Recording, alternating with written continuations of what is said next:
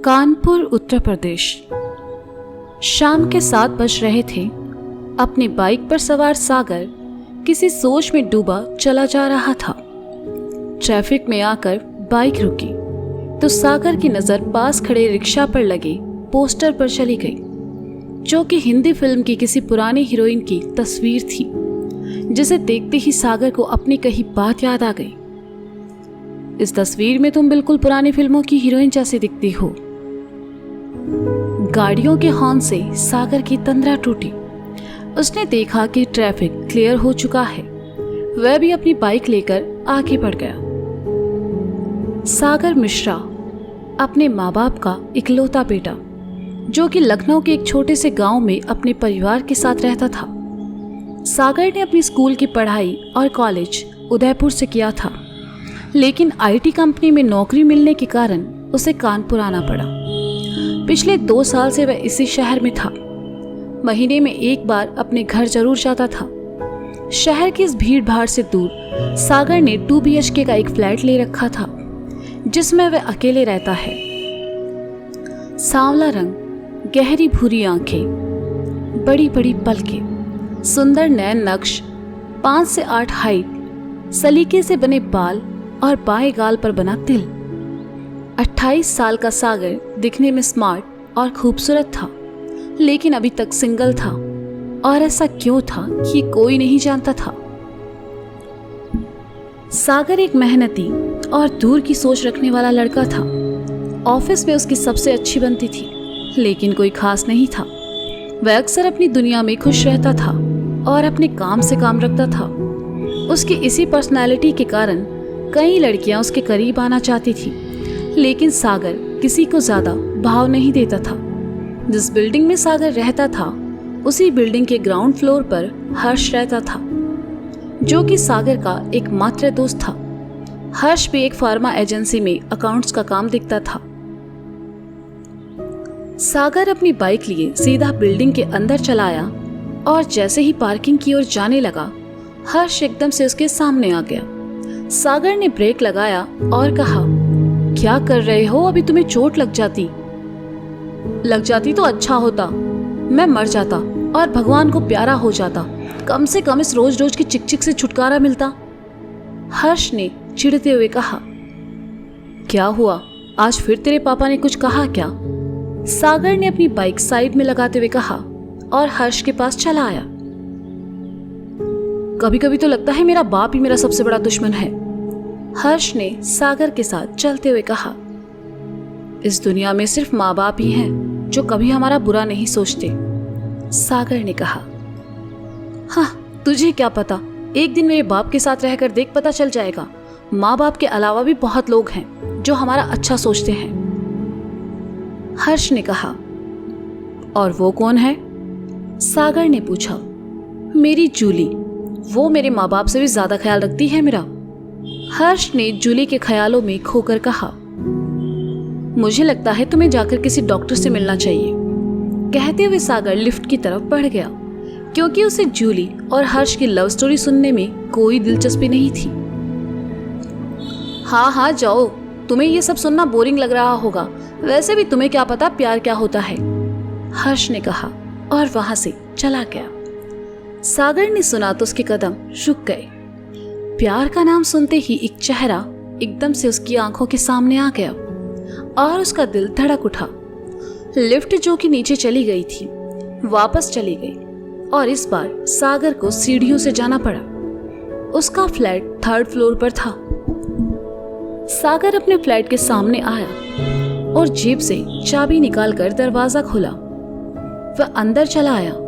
Flat काफी खूबसूरत था और सलीके से जमा था। एंट्री गेट से आगे आकर सामने कॉमन बाथरूम था। दाईं तरफ हॉल, जिसमें एल डिजाइन का सोफा लगा था। हॉल से लगकर शीशे के गेट की दीवार थी और उसके आगे बालकनी। हॉल में सफेद और नीले रंग के पर्दे लगे थे। पिछली दीवार पर एक आध्यात्मिक तस्वीर लगी थी। उसी दीवार से लगकर सागर का बेडरूम था और दूसरा कमरा भी उसके बगल में था, जो कि अक्सर बंद ही रहता था। सेकंड रूम से लगकर ओपन किचन था। कुल मिलाकर वो घर बहुत खूबसूरत था।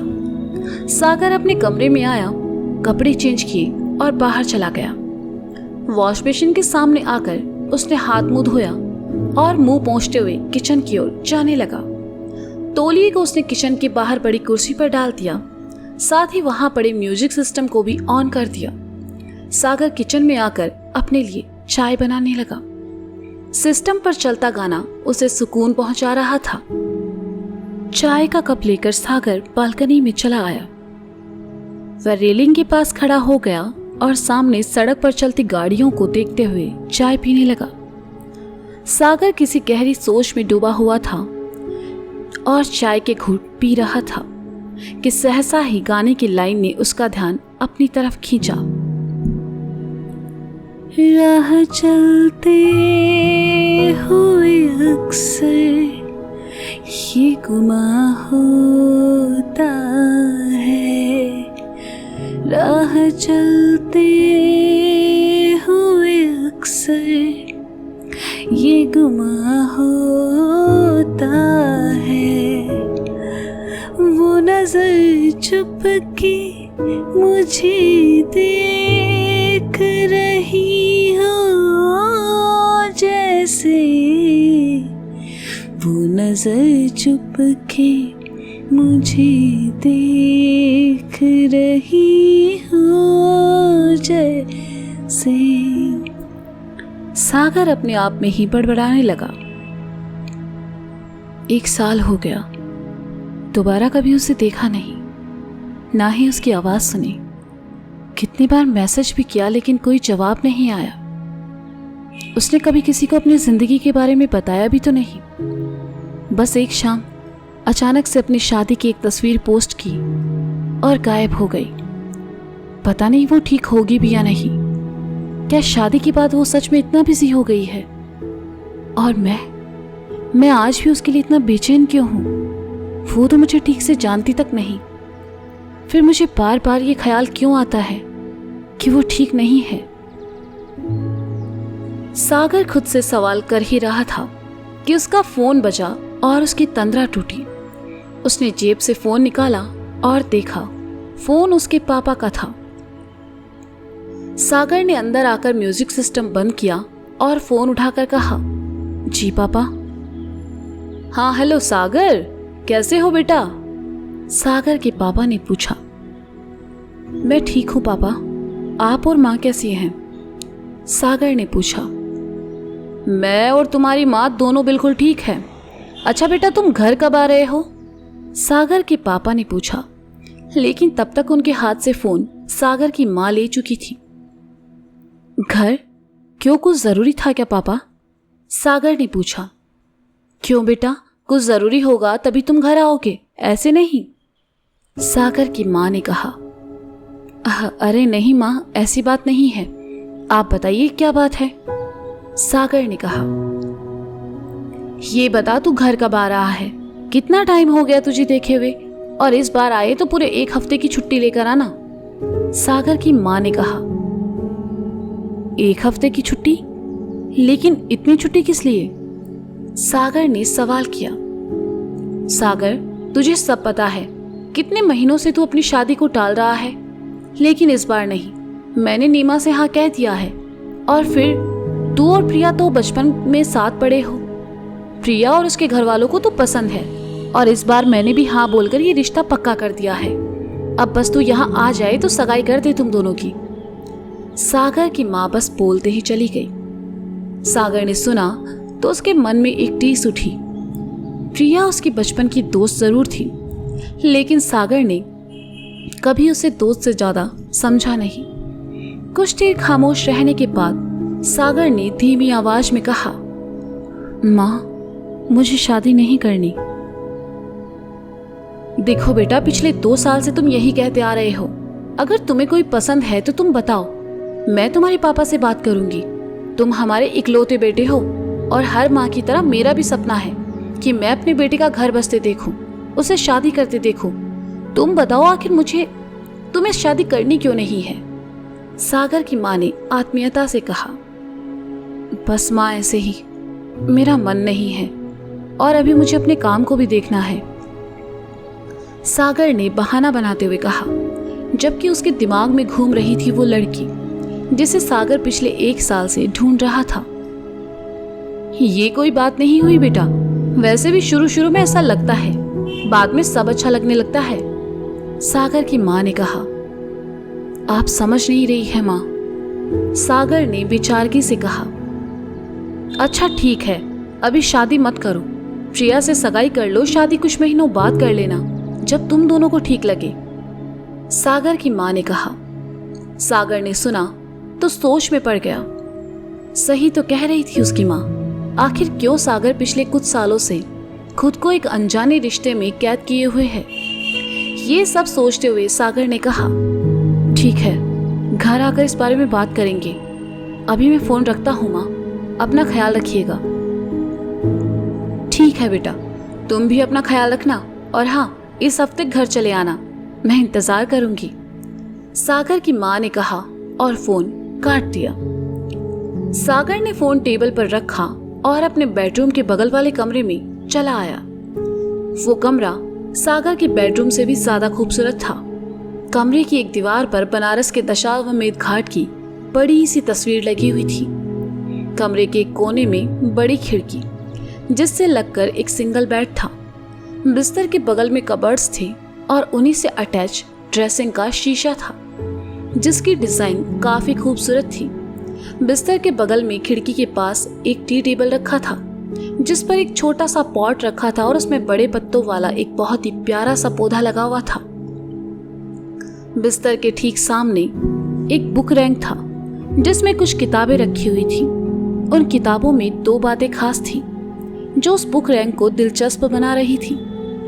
पहली ये कि उस रैंक में रखी सभी किताबों के राइटर का नाम एक ही था, मृणाल, और दूसरी उस रैंक का डिजाइन ऐसा था कि उसे दाईं तरफ से देखने पर एम दिखता था और बाईं तरफ से देखें तो एस दिखता था, और यही एक चीज उस कमरे को खास बनाती थी।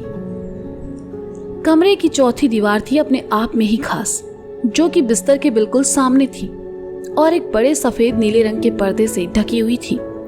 सागर उस दीवार के सामने आ खड़ा हुआ और पर्दे को हाथ से साइड कर दिया। दीवार पर किसी लड़की की कुछ तस्वीरें थी और उन तस्वीरों के साथ कुछ कैप्शन भी लिखे थे जो कि उन तस्वीरों को बयां कर रहे थे। सागर खामोश खड़ा उन तस्वीरों को एकटक देखता रहा। दीवार का रंग काला था जिसकी वजह से वे सब तस्वीरें काफी अच्छी दिखाई दे रही थी। उसकी निगाहें एक तस्वीर पर जाकर ठहर सी गई। वह तस्वीर ब्लैक एंड व्हाइट थी जिसमें लड़की किसी पुरानी हिंदी फिल्म की हीरोइन जैसे दिख रही थी। उसे देखते हुए सागर को अपनी ही कही बात फिर याद आ गई। उस दीवार को देखते हुए सागर को सहसा ही अपनी माँ की कही बातें भी याद आने लगी और उसका मन भारी हो गया। ना चाहते हुए भी आंखों में नमी उतर आई और वह उस तस्वीर को देखते हुए कहने लगा, मैं नहीं जानता तुम कहाँ हो, और मैं क्या, शायद कोई भी नहीं जानता तुम कहाँ हो। तुम इतने लापरवाह कैसे हो सकती हो? क्या तुम कभी अपना फोन चेक नहीं करती? सोशल मीडिया पर हमेशा एक्टिव रहने वाली तुम एटलीस्ट एक पोस्ट तो कर सकती हो कि तुम ठीक हो। जानता हूं तुम्हें कोई फर्क नहीं पड़ता। मुझ जैसे न जाने कितने ही लोगों के मैसेज तुम्हें मिलते होंगे, पर न जाने क्यों ये दिल नहीं मानता। क्यों हर वक्त ये महसूस होता है कि तुम ठीक नहीं हो। तुम अपनी जिंदगी में आगे बढ़ चुकी हो, पर मैं अब भी वही हूं। कभी कभी सोचता हूं क्या हम कभी मिलेंगे।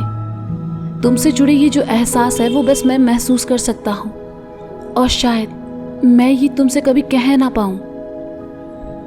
सागर ने महसूस किया उसकी आंखों में ठहरा आंसू उसके गालों पर लुढ़क आया है। सागर कमरे से बाहर चला आया। उसे अजीब सी बेचैनी होने लगी। वह अपने कमरे में आया और बिस्तर पर लेट गया। उसने आंखें मूंद ली।